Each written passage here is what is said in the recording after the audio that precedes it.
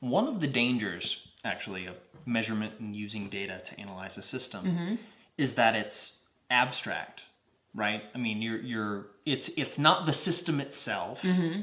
It's you're measuring the system and then it's something apart from it, right? That becomes really important or a huge drawback when you're measuring systems that affect people.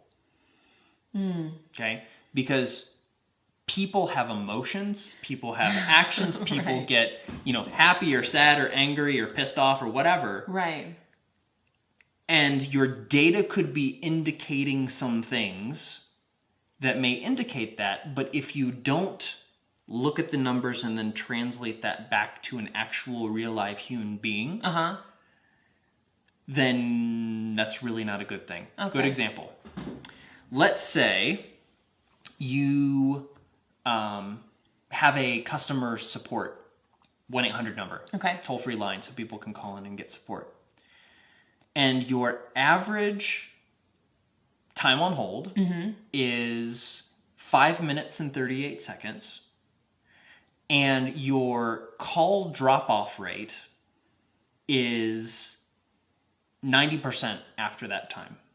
Or shortly before that time. Okay? Now, you can look at those numbers relatively dispassionately, right? You can say, well, our hold time used to be 10 minutes. We're actually doing great. Right.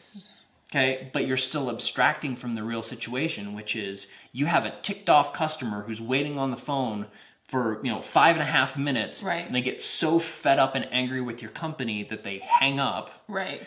And you lose visibility of them, and what they're probably doing is saying, I absolutely hate this company, I'm going to stop, I'm never going to buy from them again, I'm going to tell everybody that this is a horrible company to deal with, right?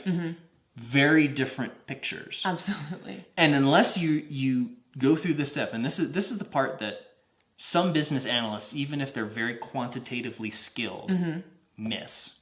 It's the empathy part, okay?